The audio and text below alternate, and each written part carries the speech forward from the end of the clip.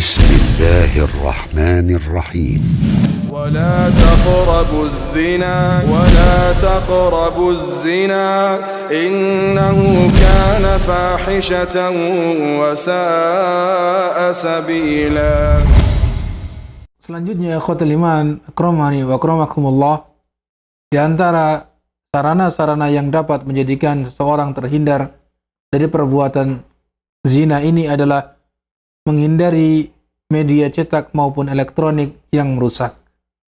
Seperti televisi-televisi yang di dalamnya terdapat banyak sekali acara-acara ya yang mempertontonkan aurat wanita, ya, baik itu iklan-iklannya ataupun film-film yang ada di dalamnya ataupun acara-acara yang semuanya dengan membuka aurat kaum wanita. Lebih-lebih dengan tontonan-tontonan yang sifatnya berbau pornografi ataupun gambar-gambar yang mengumbar aurat. Dan tentulah ikhwatul iman, hal itu ya tidak lain datangnya dari orang-orang yang ingin menghancurkan generasi muda kaum muslimin agar mereka terjerumus ke dalam kebinasaan. Dan juga barangkali sarana-sarana yang lain seperti internet misalkan, yang dimana di dalamnya terdapat banyak sekali fasilitas-fasilitas, baik itu fasilitas-fasilitas kebaikan ataupun fasilitas-fasilitas keburukan. Maka bagi mereka-mereka yang lemah imannya, bagi mereka-mereka yang tidak ada filter dalam dirinya dengan keimanan yang kokoh, maka akan mudah mereka mengakses hal-hal yang diharamkan oleh Allah Subhanahu wa taala, sehingga memanfaatkan sarana-sarana tersebut kepada perbuatan-perbuatan yang buruk dengan menyebarkan hal-hal yang diharamkan oleh Allah Subhanahu wa taala dari perbuatan-perbuatan yang hina, yaitu dengan memajang film-film yang berbau pornografi ataupun gambar-gambar yang orang akan tergiru ketika melihatnya.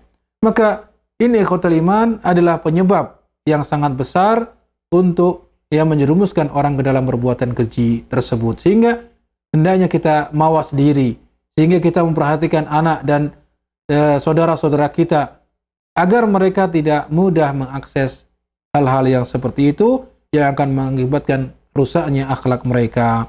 Kemudian juga ikhwatul iman, seperti sekarang ini yang sudah muncul dengan maraknya fasilitas-fasilitas mudah yang ada di internet tersebut, seperti Facebook ataupun WhatsApp ataupun yang lainnya, yang orang mudah sekali mengirim foto ataupun gambar-gambar kepada orang lain, atau berhubungan ataupun berkomunikasi dengan orang lain, sehingga orang lain akan tergiur dengan rayuan-rayuan gombalnya, sehingga dia akan terjerumus ke dalam perbuatan zina tersebut, wal iyadu billah.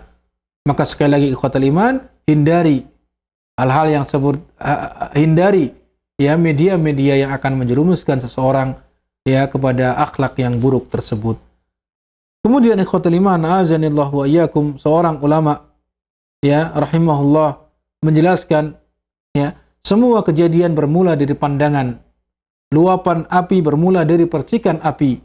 Betapa banyak sekali pandang langsung menancap dalam hatinya. Serangan anak panah tanpa busur dan senar. Ini tidak lain adalah akibat tipu daya syaitan yang dimunculkan kepada mereka, baik itu setan-setan yang berbentuk manusia ataupun setan-setan yang berbentuk yang tidak terlihat.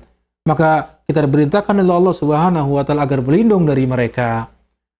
Kemudian yang selanjutnya ikhwatul iman, akramani wa akramakumullah, di antara sarana yang dapat menjadikan kita terhindar dari perbuatan keji ini adalah menundukkan pandangan. Menundukkan pandangan. Allah Subhanahu wa taala memerintahkan kepada hamba-hambanya ini untuk menundukkan pandangannya, baik itu yang laki-laki ataupun yang perempuan. Allah Subhanahu wa taala berfirman kepada Rasulnya Muhammad sallallahu alaihi wasallam, "Qul lil mu'minina yaghudduna min absarihim wa yahfadhu furujahum, dzalika azka lahum, innallaha khabirum bima tasnaun." Allah memerintahkan kepada Rasulnya Muhammad sallallahu alaihi wasallam agar mengatakan kepada orang-orang yang beriman, "Qul," katakanlah kepada orang-orang yang beriman agar mereka menundukkan pandangan-pandangan mereka, agar mereka menundukkan pandangan-pandangan mereka dan memelihara kemaluan mereka. Dan yang hal itu adalah, yang demikian itu adalah lebih suci bagi mereka. Sungguhnya Allah Maha mengetahui apa yang mereka perbuat. Di sini Allah Subhanahu wa taala yang menjadikan sebab terjaganya kemaluan-kemaluan mereka adalah dengan menundukkan pandangan. Didahulukan kalimat yaghudduna min absarihim, yaghuddu min absarihim adalah tidak lain, ini adalah merupakan penyebab ya seseorang dapat terjerumus sehingga mereka ya tidak menjaga kemaluan mereka. Sehingga di antara sebab seseorang terjaga kemaluannya dari perbuatan-perbuatan yang haram adalah dengan menjaga pandangan-pandangan mereka. Demikian pula ya, sungguhnya itu adalah lebih bersih bagi mereka, lebih suci bagi mereka, dan sungguhnya Allah Maha mengetahui apa yang mereka lakukan. Kemudian ikhwatal iman, akramani wa akramakumullah, sebagaimana disebutkan dalam hadis Rasulullah sallallahu alaihi wasallam bahwa memandang wanita yang bukan mahramnya adalah ibarat anak panah yang beracun dari anak-anak panah iblis. Ya, bahwa seseorang yang memandang sesuatu yang diharamkan ya dari aurat wanita, maka ini adalah apa? Seperti diibaratkan anak panah yang beracun yang dilemparkan oleh oleh iblis. Ya, siapa yang meninggalkannya? Yang meninggalkan karena Allah, artinya meninggalkan, menghindari pandangan-pandangan yang diharamkan tersebut karena Allah Subhanahu wa taala, maka niscaya Allah akan menggantinya dengan keimanan yang ia rasakan kenikmatannya di dalam hati. Dan itu adalah dirasakan oleh orang-orang yang benar-benar ya dia menjaga pandangannya dengan keimanan yang dimilikinya, ya, dengan tujuan karena takut kepada Allah Subhanahu wa taala dan mengharap ridha Allah Subhanahu wa taala. Kemudian yang selanjutnya ya, di antara sarana-sarana tersebut adalah menghindari ikhtilat, menghindari campur baurnya laki-laki dan wanita yang bukan mahram.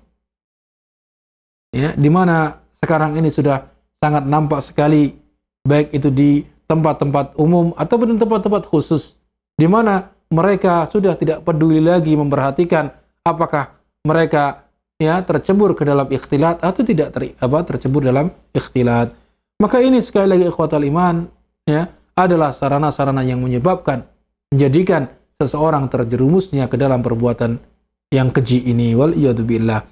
Maka hendaknya kita menjaga diri kita, anggota keluarga kita, anak-anak kita, ya, agar mereka tidak tercebur ke dalam perbuatan ikhtilat tersebut dalam segala bentuknya, baik di tempat-tempat yang berkumpul, ya, di tempat-tempat perkumpulan ataupun tempat-tempat pendidikan, di sekolah-sekolah ataupun madrasah-madrasah ataupun ya di tempat-tempat umum seperti di ya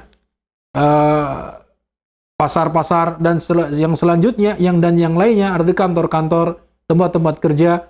Maka ini adalah apa? Adalah juga yang menjadikan mereka ya ketika ikhtilat akan menjadi apa? Mudah sekali mereka melakukan perbuatan zina yang dilarang oleh Allah Subhanahu wa taala. Dan banyak kita dengar kasus-kasus di mana para pemimpin bermain mesum atau berselingkuh dengan sekretarisnya yang mana sekretarisnya adalah perempuan, atau hal-hal yang lain yang mereka ya melakukan perbuatan keji tersebut karena sebab mereka melakukan ikhtilat ya dengan dalih bahwa mereka satu kantor ataupun satu tempat kerja dan seterusnya. Karena saking setiap hari bertemu, setiap hari berbincang-bincang, mereka tidak mempedulikan itu dilarang dan seterusnya, akhirnya mereka terjerumus ke dalam perbuatan yang mungkar ini. Kemudian ikhwatal iman, azanillahu wa iyyakum, yang selanjutnya adalah menghindari khalwah, menghindari berdua-duaan dengan wanita yang bukan mahramnya. Ya, di antara contoh besar yang banyak dilakukan oleh kaum muda sekarang ini ya adalah dengan berpacaran. Mereka bergandengan tangan, berjalan berdua-duaan di tempat sepi atau di tempat yang ramai. Ya, mereka ke sana kemari, yang mana mereka bukan halal antara yang satu dengan yang lain.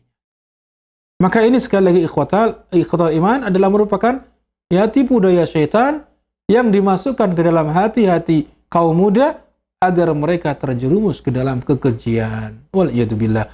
Rasulullah sallallahu alaihi wasallam bersabda, "Ma khala rajulun bimra'atin illa kana syaitanu salisahuma. Ya, bahwasanya tidaklah laki-laki dan wanita yang bukan mahramnya berdua-duaan kecuali setan adalah yang ketiga dari mereka. Sehingga setan akan mudah sekali membisikkan kepada mereka untuk berbuat dengan melakukan perbuatan-perbuatan yang dilarang oleh Allah Subhanahu wa taala.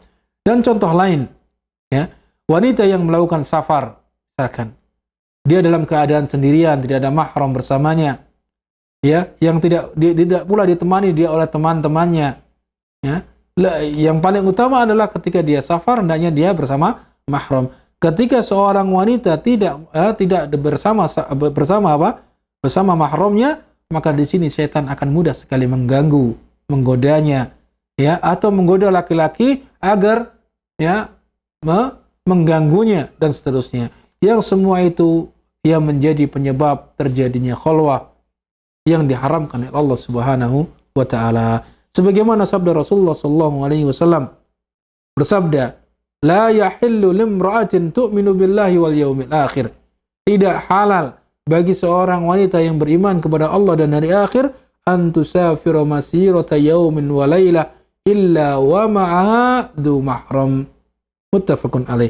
Tidaklah halal bagi seorang wanita yang beriman kepada Allah dan hari akhir melakukan safar, ya, melakukan perjalanan dalam jarak sehari semalam tanpa ditemani oleh mahramnya. Hadis ini adalah hadis yang muttafaq alaih. Ya, akhirnya ikhwatul iman, azinallahu wa iyyakum, hendaknya kita, ya, betul-betul mawas diri, menjaga anggota keluarga kita bagi seorang orang tua, menjaga istri kita bagi seorang suami, ya. Jangan sampai kita biarkan mereka melakukan safar, melakukan perjalanan dalam keadaan sendirian.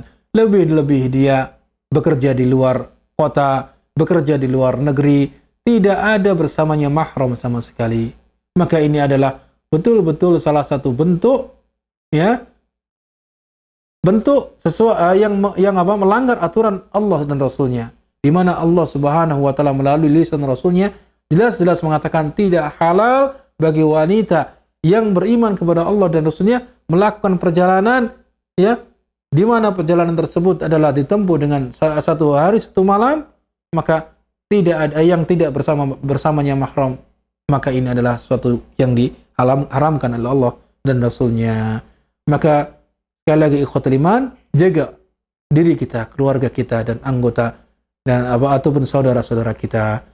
Kemudian ikhwatul iman, di akhir perjumpaan kita, ya, tentang pembahasan kita dengan pada kitab ini, wala taqrabuz zina, akan kita sampaikan beberapa poin tentang, ya, hal-hal yang merupakan poin-poin yang baik untuk kita renungkan, poin-poin yang baik untuk kita renungkan dan kita perhatikan agar kita betul-betul, ya, mawas diri dari apa yang merupakan perbuatan yang diharamkan oleh Allah Subhanahu wa taala ini. Yang pertama ikhwatul iman, dalam perbuatan zina yang diharamkan oleh Allah Subhanahu wa taala di situ tersebut akan terkumpul semua jenis keburukan. Terkumpul semua jenis keburukan. Seperti lemahnya iman, lemahnya agama seseorang, hilangnya ketakwaan, hancurnya kesopanan ataupun akhlak yang mulia, lenyapnya rasa cemburu, dan terkuburnya akhlak yang terpuji. Ini akibat perbuatan zina yang dilakukannya. Ya, di masa seorang setelah dia perbuat zina, maka apa? Akan terkumpul semua keburukan-keburukan di antara apa yang kita sebutkan tadi.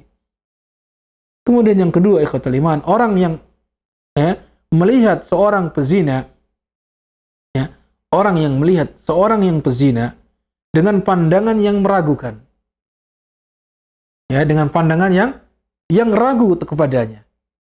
Ketika ada seorang yang diketahui bahwa dia adalah orang yang mudah berbuat zina atau pernah melakukan perbuatan zina, maka orang syak dalam dirinya, ragu terhadap orang tersebut, tidak percaya lagi kepada orang tersebut, ya, karena dia telah melakukan pengkhianatan, lebih-lebih dia melakukan selingkuh, berkhianat kepada suaminya atau suami berkhianat kepada istrinya. Maka ini adalah merupakan, ya, suatu pengkhianatan yang besar, tidak amanah, tidak mau menjaga kehormatan dirinya untuk suaminya. Tidak ada seorang pun yang akan percaya tentang kehormatan dan yang diraihnya dan juga anak yang dimilikinya. Karena bisa jadi anak yang dilahirkan tersebut adalah anak hasil zina dan seterusnya. Waliyadzubillah. Maka renungkanlah hal tersebut agar kita mawas diri, menjauhkan diri dari sebab-sebab yang menyerumuskan kita pada perbuatan zina. Kemudian yang ketiga, orang yang melakukan perbuatan zina berarti telah mengharamkan dirinya untuk menikmati bidadari surga di tempat-tempat indah dalam surga Aden. Ya, seseorang yang telah melakukan perbuatan zina, maka berarti dia telah mengharamkan diri untuk menikmati bidadari surga di tempat-tempat indah dalam surga Aden nanti. Ya. Kemudian yang keempat adalah kehinaan yang dirasakan oleh orang yang dituduh berzina. Ya, kehinaan yang dirasakan oleh orang yang dituduh berbuat zina lebih menyayat dan lebih kekal dibandingkan dengan kehinaan yang dirasakan oleh orang yang tertuduh berbuat kafir. Kenapa? Ya, sebab jika orang yang bertaubat dari perbuatan kekufuran, ya, misalkan dia berangkat dari orang yang bukan Islam atau orang yang pernah kafir, kemudian dia bertaubat masuk Islam dengan Islamnya dengan Islam yang baik, maka ini akan justru menghilangkan apa yang telah lalu. Kita lihat bagaimana para sahabat yang dulunya adalah orang-orang jahiliyah. Sebagian mereka menyembah kepada selain Allah, mereka berbuat ya kesyirikan kepada Allah Subhanahu wa taala. Akan tapi setelah dia masuk Islam, setelah mereka Muslim, menghilangkan seluruh perbuatan-perbuatan yang telah dilakukan, terlupakan semuanya karena ya bahwasanya Islam akan menutup apa-apa yang telah lalu ketika dia bertaubat masuk Islam. Ya, bahwasanya seorang yang masuk Islam yaitu apa? Akan menghilangkan sesuatu yang telah lalu dari perbuatan-perbuatan buruk. Maka di sini seseorang yang tadinya kufur, kafir, lalu dia bertaubat kepada Allah Subhanahu wa taala, maka nilai di masyarakat dia lebih utama. Nilai di masyarakat dia lebih diagungkan, lebih terasa terhormat, ya, karena dia tidak meninggalkan bekas pada masyarakat. Dan di sisi Allah Subhanahu wa taala juga dia telah diampuni, diberikan taubat, diterima taubatnya. Ya, karena Allah Maha menerima taubat.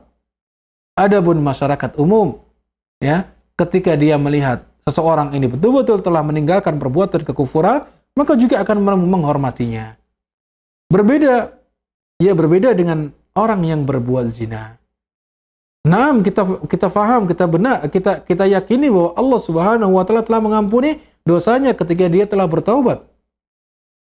Ketika dia telah dihukum misalkan di dunia, maka Allah Subhanahu wa taala telah mengampuni atau menjadikannya sebagai kafarah dan tidak akan dihukum lagi di akhirat nanti.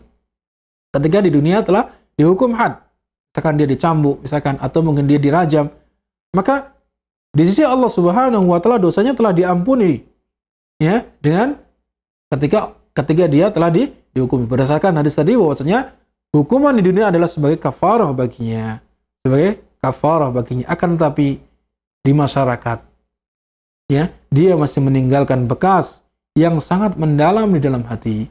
Masyarakat ya masih tidak lagi peduli bahwasanya dia telah bertaubat. Karena dia memahami dia adalah mantan pezina. Waliyadzubillah. Di mana kaum laki-laki ketika melihat seorang wanita ya yang sudah pernah melakukan berbuat zina, dia khawatir, dia akan berusaha tidak mendekati, berusaha untuk menjauhi. Karena apa? Karena dia khawatir kalau dekat-dekat dengannya ketularan. Atau kalaupun dia menikah dengannya, bisa jadi setelah menikahnya dia akan kambuh lagi dan seterusnya. Waliyadzubillah. Maka ini sekali lagi ikhwatul iman, bahwasanya perbuatan zina itu lebih buruk di mata masyarakat, walaupun dia barangkali telah bertaubat kepada Allah Subhanahu wa taala dan lebih mencoreng harga dirinya di mata masyarakat. Kemudian ikhwatul iman, azanillahu wa iyyakum, yang selanjutnya barangkali yang terakhir dari hal yang perlu kita perhatikan dan kita renungkan agar kita menjauhi perbuatan yang keji ini adalah bahwa perbuatan zina dapat memicu munculnya berbagai permusuhan dan juga pertikaian yang akan mengakibatkan pembunuhan. Barangkali akan muncul pada diri orang yang berbuat, ya, orang yang dizinai dari keluarganya, akan ada muncul rasa dendam, ya, akan muncul rasa dendam kepada laki-laki yang menzinai salah satu dari mahramnya atau mungkin istrinya, waliyadzubillah. Maka apa? Hal itu disebabkan oleh api cemburu terhadap harga diri keluarganya. Tatkala seorang melihat salah seorang pezina telah berbuat lancang terhadap istrinya misalkan, ya, maka api cemburu yang ada dalam dirinya akan membara sehingga dapat mengakibatkan dia membunuhnya. Ya, akan dapat memicu saling adanya pertikaian antara keduanya sehingga salah satu di antara mereka saling bunuh dan membunuh. Atau bisa jadi antar kabilah, antar kelompok, antar suku dan seterusnya yang berakibat akan apa? Munculnya peperangan di antara kabilah tersebut. Waliyadzubillah. Maka ikhwatul iman azinallahu wa iyyakum, ini sebagai renungan yang dapat kita jadikan sebagai pelajaran bahwa betapa besar akibat, ya, perbuatan zina tersebut baik di sisi Allah Subhanahu wa taala, ya, ataupun kita di masyarakat kita. Kemudian bahwa seandainya seorang suami mendengar bahwa salah satu keluarganya misalkan terbunuh, ya, setelah seseorang melihat ada laki-laki yang menzinai antara salah satu dari mahramnya, maka orang tersebut ada rasa, ya, kecewaan yang luar biasa. Dia merasa naik pitam sehingga merasa dendam sehingga dia membunuhnya. Sebaliknya orang yang dibunuh tersebut keluarganya merasa dendam dan seterusnya sehingga apa? Saling bunuh dan membunuh antara keluarga yang satu dengan keluarga yang lainnya. Sebagaimana apa yang diungkapkan oleh salah satu sahabat Rasulullah sallallahu alaihi wasallam akibat apa? Akibat rasa cemburu beliau yang sangat besar sekali ketika apa? Ketika barangkali salah satu dari mahramnya dia dizinai oleh orang lain. Maka apa? Maka beliau mengatakan, ya, Sa'ad bin Ubadah berkata, seandainya aku melihat seorang laki-laki bersama istriku, seandainya aku melihat seorang laki-laki bersama istriku, tentu aku akan memenggal lehernya dengan pedang tanpa aku maafkan. Ya, hanya melihat istrinya bersama laki-laki lain. Ya, karena saking cemburu yang ada pada diri Sa'ad bin Ubadah tersebut, maka apa? Dia tidak segan-segan untuk memenggalnya. Kalimat itu pun sampai kepada Rasulullah sallallahu alaihi wasallam. Maka Rasulullah sallallahu alaihi wasallam bersabda, "Apakah kalian heran dengan kecemburuan Sa'ad?" Bahwa Sa'ad terkenal bahwa beliau adalah seorang yang pecemburu, orang yang paling cemburu, ya, terhadap istrinya. Maka apa?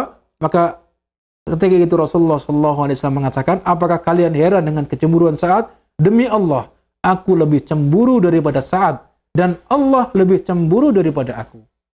Artinya apa? Rasulullah sallallahu alaihi wasallam juga lebih cemburu ketika larangan-larangan Allah Subhanahu wa taala dilanggar. Demikian pula Allah lebih cemburu daripada cemburunya Rasulullah sallallahu alaihi wasallam ketika larangan-larangannya diterjang ataupun dilakukan. Maka ikhwatul iman azinallahu wa iyyakum, karena kecemburuan Allah tersebutlah maka diharamkan kita untuk melakukan perbuatan-perbuatan yang keji dan mungkar tersebut, baik itu yang tersembunyi ataupun yang nampak. Hadis ini adalah hadis yang diriwayatkan oleh Bukhari dan juga Muslim. Maka ikhwatul iman azanillahu wa iyyakum, sekali lagi saya menasihatkan pada diri saya sendiri dan kepada antum semuanya, jangan sampai kita tidak peduli terhadap perbuatan dosa besar yang ini, ya. Kita perhatikan sarana-sarana yang dapat menjadikan seseorang terhindar dari perbuatan keji tersebut sehingga dia betul-betul terhindar darinya. Dan mudah-mudahan kita termasuk orang-orang yang dilindungi oleh Allah Subhanahu wa taala, terjerumus ke dalam perbuatan-perbuatan keji dan mungkar, baik perbuatan zina ataupun perbuatan-perbuatan dosa besar yang lainnya. Demikian saja yang dapat kita sampaikan. Wabillahi taufik. Subhanakallahumma wa bihamdika asyhadu an la ilaha illa anta astaghfiruka wa atubu ilaik. Wassallallahu ala nabiyyina Muhammad wa ala alihi wa sahbihi ajma'in. Assalamualaikum warahmatullahi wabarakatuh.